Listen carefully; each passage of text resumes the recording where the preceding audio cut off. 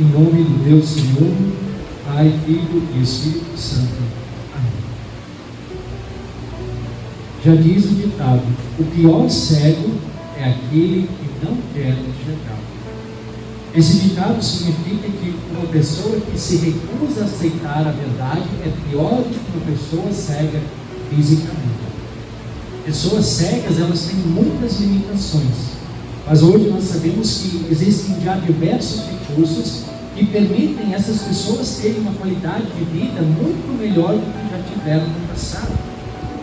E essa realidade reforça ainda mais esse ditado popular: cego mesmo é aquele que se recusa a admitir que está errado, ou que precisa mudar sua concepção das coisas.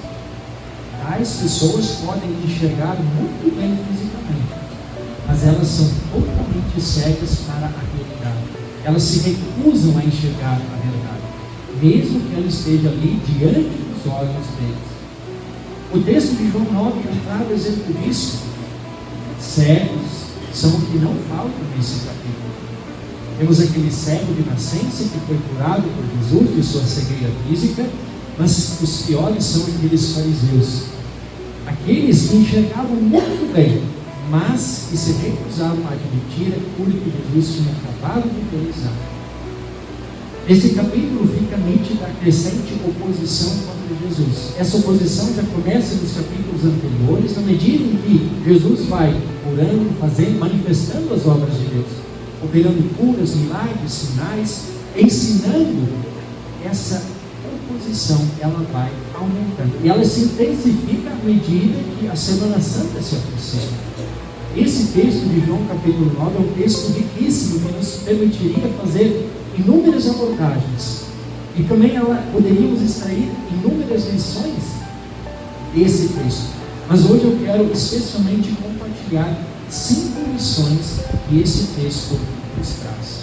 A primeira lição: a cegueira espiritual dos fariseus.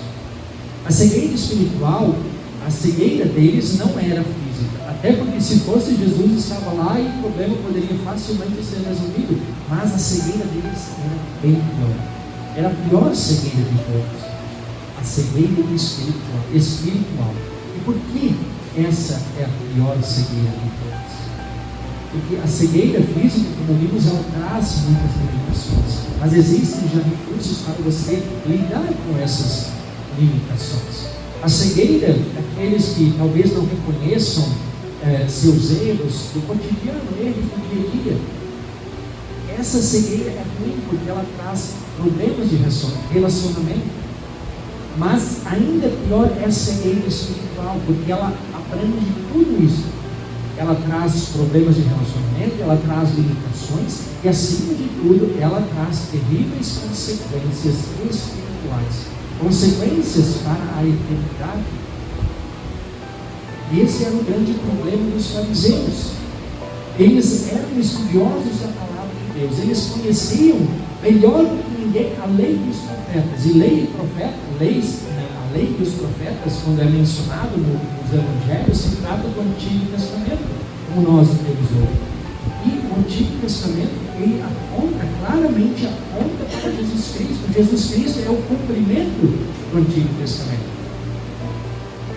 Nessas controvérsias que muitas vezes os fariseus tinham com Jesus, eles várias vezes reivindicaram Abraão, Moisés e os profetas. Porém, eles foram cegos em compreender que aquela promessa que Deus havia feito a Abraão, lá em Gênesis 12, Gênesis 15, ela se cumpria em Jesus Cristo. Eles se fizeram de surdos, não reconhecendo o outro profeta, a exemplo de Moisés, que o próprio Deus levantaria, profeta que eles deveriam ouvir, como diz o próprio Moisés em Deuteronômio capítulo 18.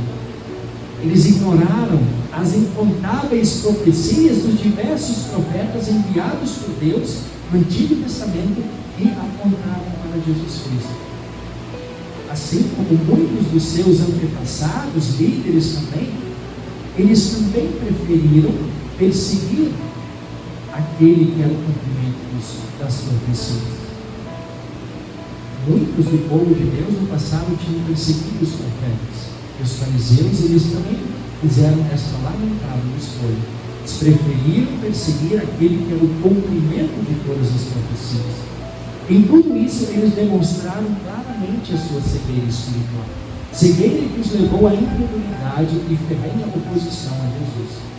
E essa é a segunda lição do nosso texto: incredulidade e rejeição da palavra de Deus.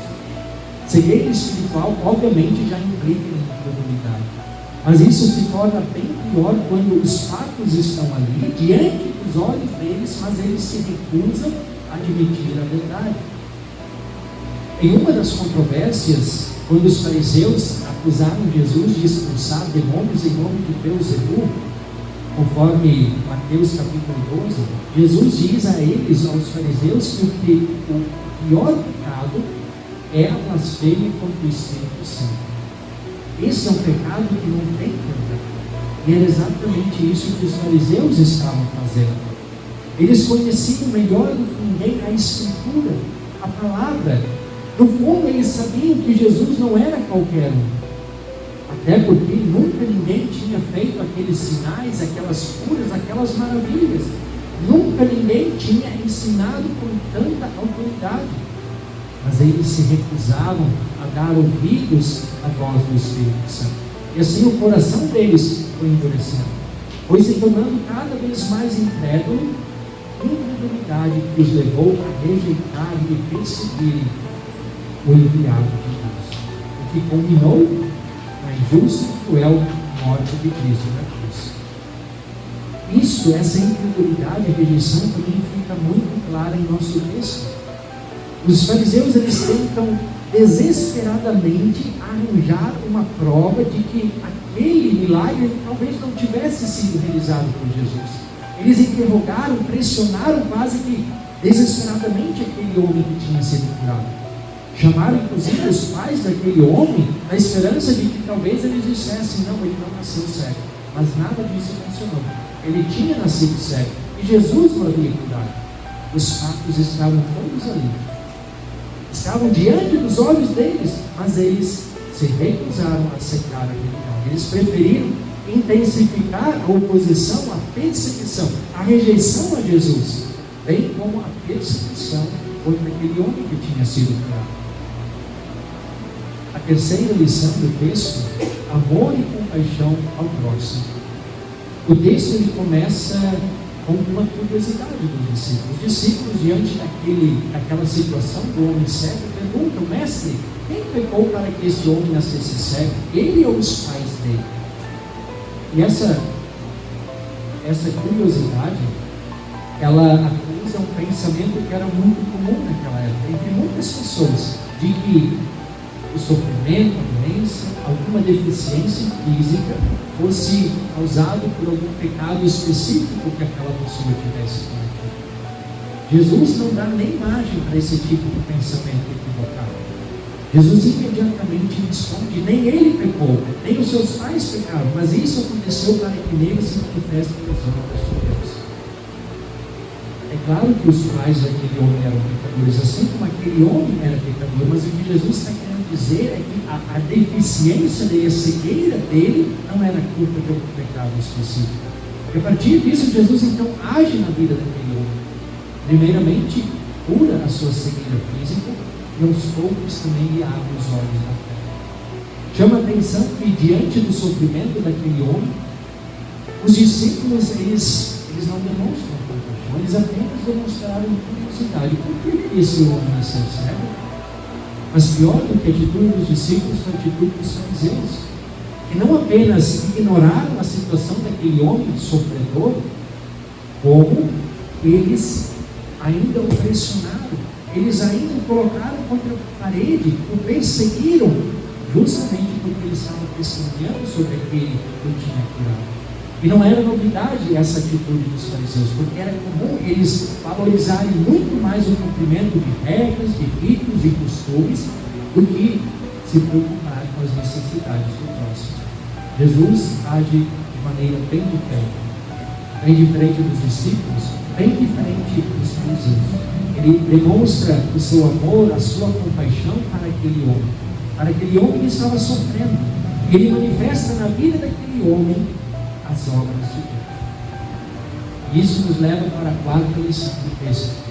Deus age em meio ao sofrimento. Como já mencionado, para muitas pessoas na época era comum achar que o sofrimento, pobreza, qualquer tipo de situação difícil fosse um castigo, uma maldição de Deus por causa dos pecados. E o contrário também acontecia. Uma pessoa que tinha uma vida calma, tranquila, abençoada, de saúde, de prosperidade, era considerada uma pessoa abençoada por Deus. Uma pessoa que estava recebendo de Deus a recompensa por sua justiça, por sua fidelidade. Era até por isso que muitos dos fariseus queriam distância dessas pessoas que passavam necessidade. Eles achavam que essas pessoas estavam apenas pagando pelos seus pecados. Jesus, ao longo do seu ministério, ele desconstrói essa visão equivocada. E nossa história é um belo exemplo disso. Enquanto ninguém se importava com aquele homem cego de nascença, muitos talvez até achassem que ele merecia aquele sofrimento por algum pecado que tivesse cometido. Jesus vai ao seu encontro. Jesus o cura. Poderíamos então imaginar que Jesus resolveu todos os problemas dele. Ele já não sofria mais, afinal agora estava enxergando, poderia trabalhar agora para o seu sustento, não precisaria mais mendigar. Porém, o texto nos diz o contrário. Terminou o sofrimento. Ele já poderia agora enxergar. Esse sofrimento físico tinha terminado. Porém, ele começou a experimentar outro sofrimento. Oposição e perseguição por testemunhar a respeito daquele que o tinha curado. Ele continuou sofrendo. Ele chegou a ser expulso do templo por testemunhar a respeito de Jesus. Mas Deus não o abandonou. Jesus foi ao seu encontro, restaurou sua visão física. E quando ele foi expulso, Jesus novamente foi ao encontro dele e revelou a ele quem ele era, o Filho do Homem, Salvador do mundo. Aquele homem creu em Jesus, o adorou. Assim nós percebemos que mesmo em meio ao sofrimento, Deus não o abandonou. Nem antes nem depois. O seu sofrimento não acabou com a restauração da sua vista. Ele continuou, mas uma outra espécie, um outro tipo de sofrimento. Mas em todas essas situações, Deus não o abandonou. Deus esteve com ele. Deus lhe abriu os olhos 2 vezes. Primeiro, curando da cegueira física, depois dando-lhe visão espiritual. E a quinta lição do texto, também a mais importante, é sobre a infinita graça e misericórdia de Deus. A atitude que Jesus demonstrou na vida desse homem é o mais puro dos evangelhos. Muitas das vezes, quando Jesus realizava curas e milagres, as pessoas o procuravam. Eram as pessoas que iam até ele e pediam por cura, por libertação. Mas não é o que acontece aqui. Jesus vai até aquele homem, Jesus o cura. O homem não pede pelo milagre. O homem não faz nada para merecer aquele milagre, mas Jesus age na vida dele. Jesus vai ao encontro dele e abre os olhos. É o final do texto, quando o homem foi expulso, a mesma coisa. O homem não procura Jesus, mas Jesus vai até aquele homem e abre os olhos dele. E isso é uma manifestação da graça de Deus. A graça de Deus se manifestando de maneira incrível e maravilhosa na vida daquele homem, como Jesus tinha dito lá no início. Essas são as 5 lições, entre tantas outras que poderíamos extrair desse texto.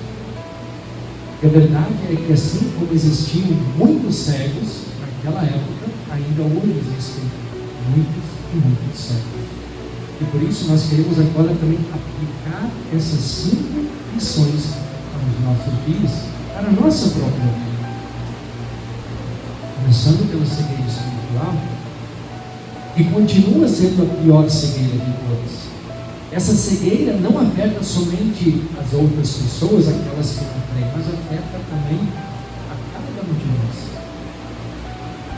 A Bíblia nos mostra isso. Todos nós fomos concebidos e já nascemos em pecado, diz a Bíblia, no Salmo 51.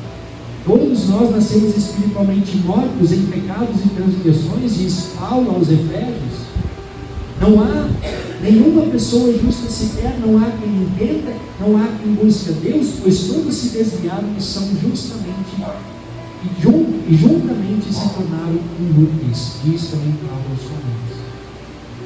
Essa é a realidade, a triste e dura realidade de cada um de nós. E poderíamos citar diversos outros textos que comprovam essa realidade. Todos nós já nascemos cegos espiritualmente. E a palavra de Deus deixa isso muito claro.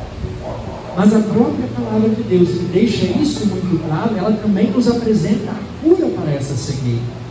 Um processo de cura que começa pelo admitir da cegueira e termina na ação curadora que somente Cristo pode realizar.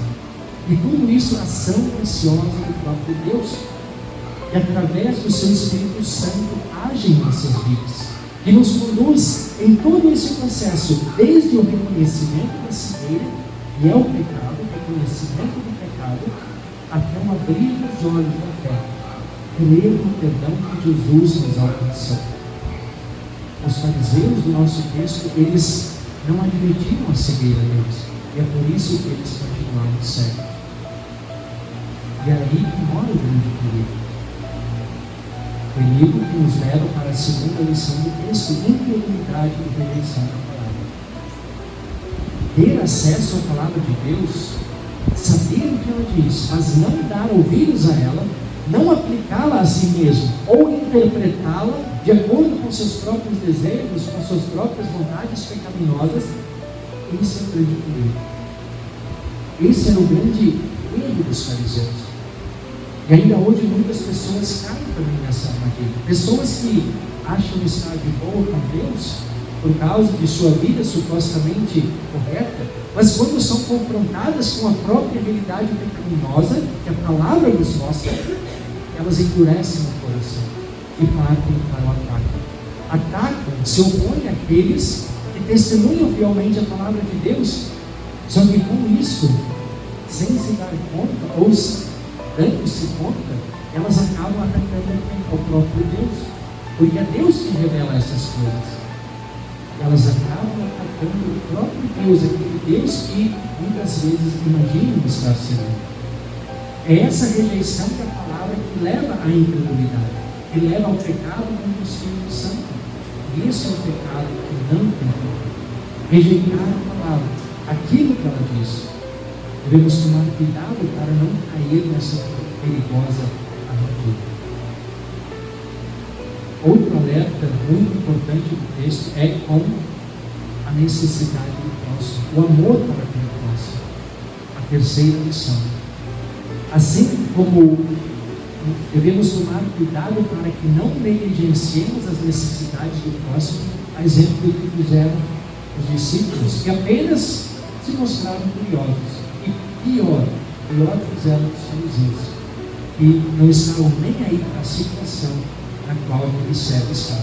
Não demonstraram nenhum tipo de alegria por aquele cego ter se livrado daquela dificuldade, daquele sofrimento pelo qual passavam.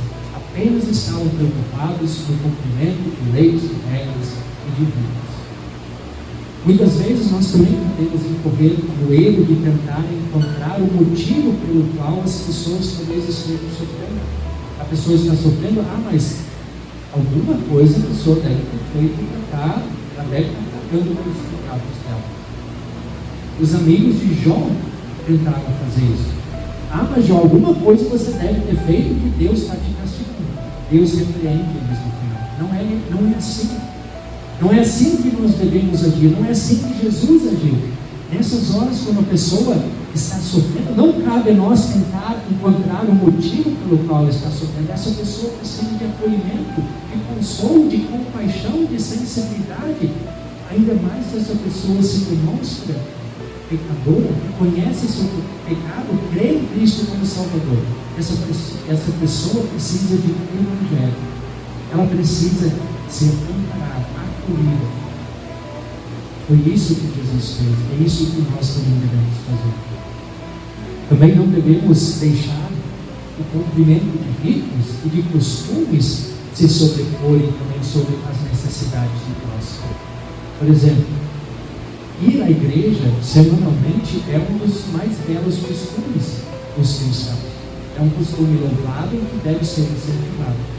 Mas, e se no dia, na hora do culto, no dia do culto, um familiar ficar doente, precisar ir ao médico naquele horário, qual será a prioridade? Aquele familiar. aquele familiar que está doente, que precisa cuidar da sua saúde. E assim como isso vale para a vida em família, para um familiar, isso também se aplica ao nosso próximo, aquele que está ao nosso redor, seja um vizinho, seja um amigo, alguém que ali está nas imediações, próximo da gente, que está precisando da gente naquele momento. Foi isso que Jesus fez. Esse texto é um claro exemplo disso, a cura desse cego, a ação de Jesus na vida daquele cego. O cumprimento da lei é o amor, diz o apóstolo Paulo em Romanos 13. Amor que Cristo na cruz demonstrou por cada um de nós. Amor que também nós devemos demonstrar pelo nosso próximo.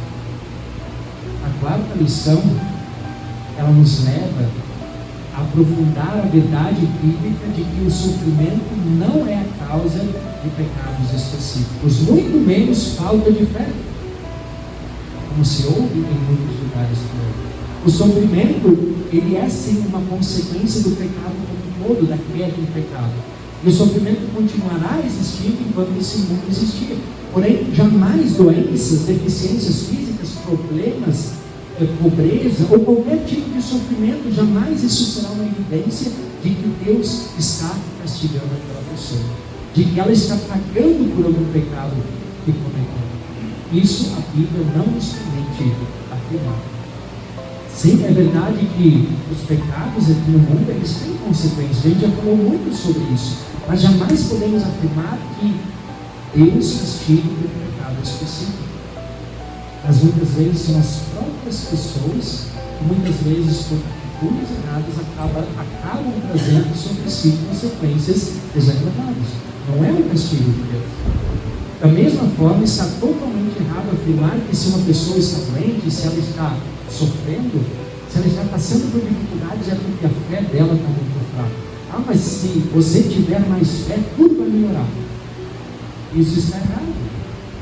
A fé, sim, ela é importantíssima, ela é indispensável, porque sem fé não haveria cristianismo. Mas a fé, ela também não é uma solução mágica que resolve todos os nossos problemas terrenos. Não.